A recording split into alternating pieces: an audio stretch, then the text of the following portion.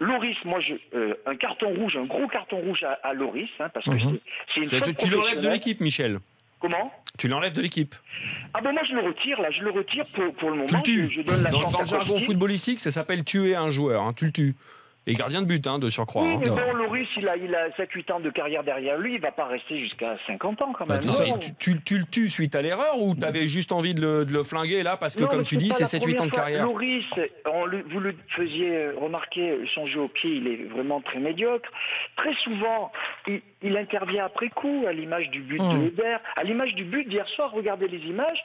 Le ballon est au fond quand il plonge. Bon, ben, ça ne se voit pas à l'œil nu comme ça quand on regarde. Peut-être la frappe, elle était légère, c'est un peu compliquée. Il y a un peu de mérite d'Urmaz quand même de l'avoir inscrit. Déjà qu'il plonge, parce que si en plus il plonge. Attends, la question c'est quoi? C'est un mauvais gardien maintenant, Hugo Lloris? Ouais, Michel, juste un dernier mot, parce que Lloris, c'est là aussi pour lui.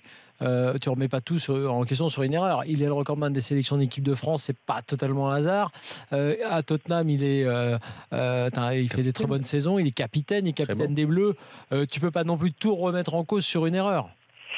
Faute professionnelle, vous savez, dans une entreprise, si vous faites une faute professionnelle, mais même c'est si vous pas êtes une un professionnel, entreprise, c'est sélection. L'équipe de France n'est pas une entreprise, Michel. Surtout, je suis pas d'accord avec le terme ça ne faute veut rien professionnelle. dire. Et puis quand tu fais une faute dans une entreprise, heureusement, tu licencies pas à tour de bras. Les Bleus se voient plus beaux qu'ils ne sont, un petit mal français toujours d'être narcissique par rapport à son football, à ses qualités. Je pense que ces Bleus-là sont très conscients de leurs qualités et pas assez conscients des qualités qui leur manquent.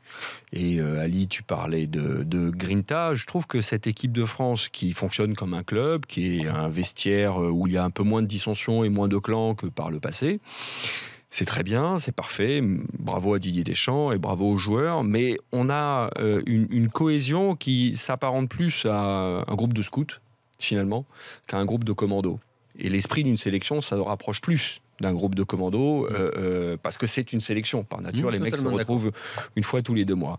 Et c'est ce qui manque finalement à cette équipe de France, c'est de savoir mettre le bleu de chauffe quand on est face à ce genre d'adversaire, quand on est dans une campagne éliminatoire où on voit rarement de bons matchs, parce qu'il faut aller gratter une qualification.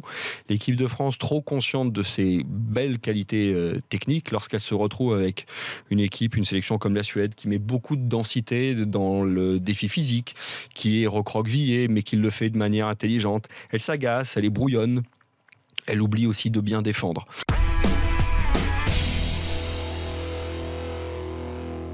Je dirais que ce qui se passe à Manchester United au niveau du recrutement est tellement saisissant et impressionnant que le départ de Zlatan, qui n'est une surprise pour personne après sa blessure, le fait il n'avait un contrat que d'1 an, hein, ne l'oublions pas. Le principe d'une prolongation était acté, mais avant sa blessure. Quand tu as 35 ans, que tu te pètes les ligaments, c'est un peu compliqué. Il y a une volonté de rajeunissement de l'effectif du côté de Manchester United, une volonté également de trouver des joueurs qui sont peut-être plus mobiles, plus rapides sur le terrain que pouvait l'être Zlatan. Et du coup, on a eu confirmation aujourd'hui de Lindelöf qui arrive de Benfica, le joueur de l'équipe de Suède, je n'ai pas besoin de vous le présenter, hein, vous l'avez vu à l'œuvre. Qui arrive donc, ça c'est confirmé, de Benfica. On est convaincu maintenant qu'Alvaro Morata sera à Old Trafford l'année prochaine. Il y a des négociations également pour Belotti. Il y a des négociations pour Fabinho. Il y a des négociations pour Perisic.